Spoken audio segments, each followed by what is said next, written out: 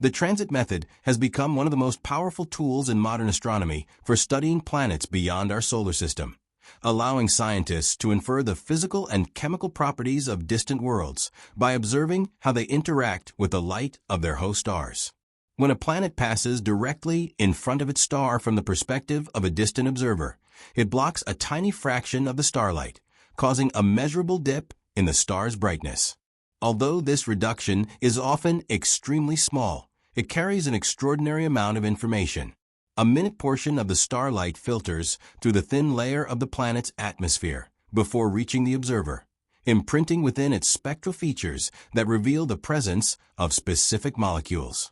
By carefully analyzing these spectral fingerprints with high-resolution spectrographs, astronomers can determine the atmospheric composition of planets many light years away, opening a window into their climates, geochemistry, and even the possibility of life.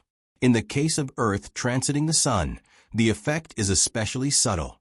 For an observer perfectly aligned along the Earth-Sun axis, Earth would dim the Sun's brightness by only about 0.008%, a change so small that it pushes the limits of observational capability.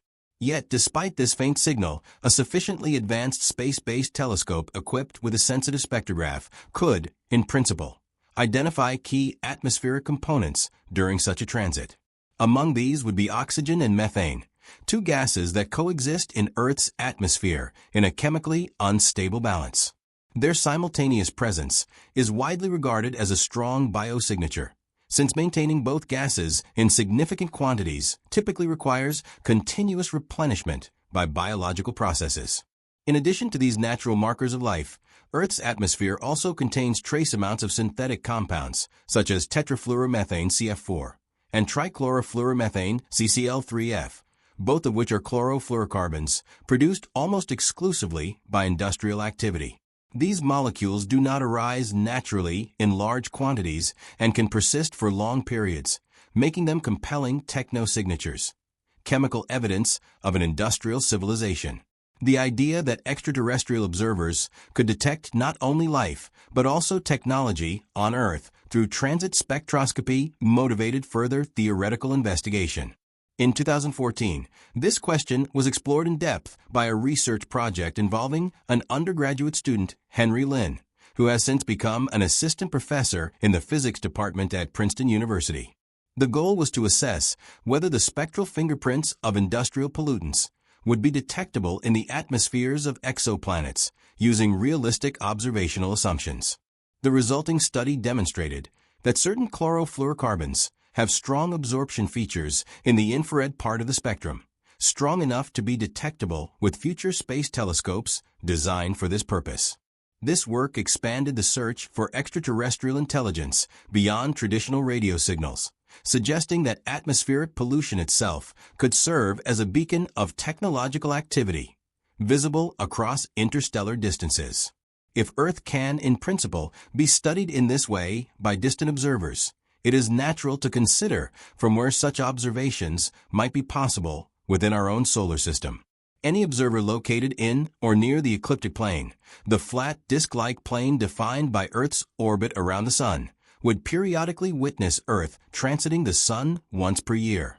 From that vantage point, it would be possible to monitor changes in Earth's atmosphere over time, tracking the rise of oxygen billions of years ago, the appearance of methane linked to biological activity, and much more recently, the emergence of industrial pollutants associated with human technology. Such observations could provide a real-time record of Earth's biological and technological evolution, assuming the observer had the patience and longevity to watch over extended timescales. This perspective becomes particularly intriguing when applied to the study of anomalous interstellar objects entering our solar system.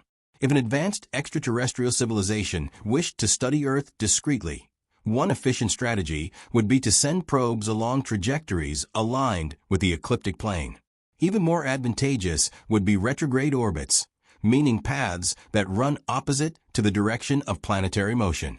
A probe on such a trajectory would experience more frequent and prolonged opportunities to observe planetary transits as it moved through the inner solar system, maximizing the scientific return from a single mission. This idea blurs the boundary between natural celestial dynamics and intentional design, prompting careful scrutiny of unusual interstellar visitors. One such object that has attracted significant attention is 3I/Atlas, an interstellar body detected passing through the solar system on a retrograde orbit that is aligned to within about 4.9 degrees of the ecliptic plane. This alignment is strikingly close in astronomical terms, and the object exhibits a number of unusual characteristics that have fueled speculation about its nature. While the prevailing consensus among astronomers is that it is a comet of natural origin, its trajectory nevertheless invites consideration of alternative possibilities. If, hypothetically, 3I/Atlas were a technological probe equipped with a spectrograph, its path would have allowed it to observe transits of multiple inner planets as it traversed the solar system. Indeed, the geometry of its journey suggests that it could have been positioned to observe Mars and Mercury transiting the Sun on October 2nd, 2025, Venus on November 4th, 2025, and Earth on January 22nd, 2026. In practice, however, the slight inclinations of the planetary orbits relative to the ecliptic plane mean that most of these transits would have been near misses from the precise vantage point of 3I/Atlas. The exception appears to be Venus, for which an actual transit would have been observable on November 4th, 2024. This subtle misalignment underscores how narrow the geometric requirements are for transit observations, even within the relatively orderly architecture of our own solar system. Nevertheless, imagining a perfectly aligned trajectory opens a fascinating window into the deep-time observational history such an object might have accumulated.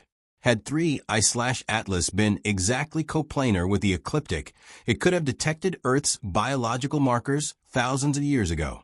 When the object first entered the outskirts of the Oort cloud, at a distance of roughly 100,000 astronomical units from the Sun some 8,000 years in the past, Earth's atmosphere already contained abundant oxygen and methane. Even from that vast distance, a sufficiently advanced observing platform might have inferred the presence of life on Earth through repeated transit measurements. This would have revealed our planet as biologically active long before the rise of modern human civilization. As the object continued its inward journey, the signals would have changed in subtle but significant ways. By around 1950, a moment etched into human intellectual history by the famous question, "Where is everybody?" posed by Enrico Fermi.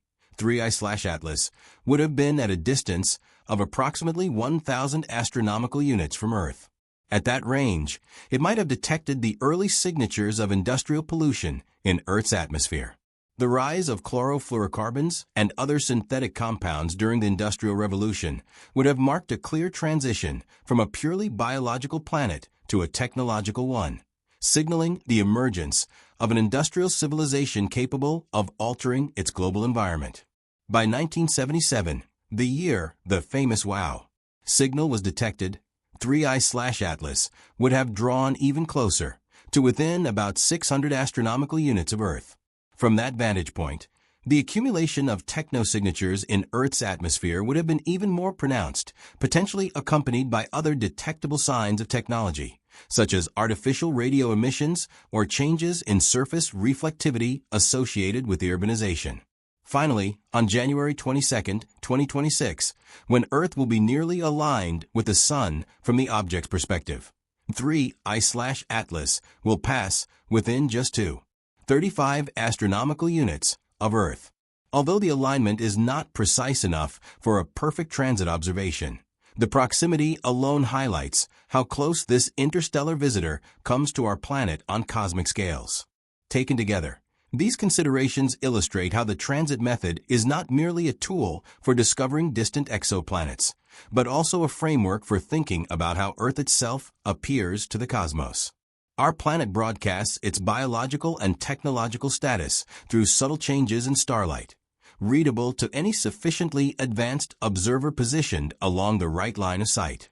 The case of 3I/Atlas, regardless of its true nature, serves as a reminder that interstellar objects can traverse regions of space where such observations are possible, linking celestial mechanics with questions about life, intelligence, and cosmic awareness. Whether or not any probe has ever watched Earth's transits in silence, the physics makes clear that our presence in the universe is, in principle, observable, written faintly but unmistakably in the light of our star.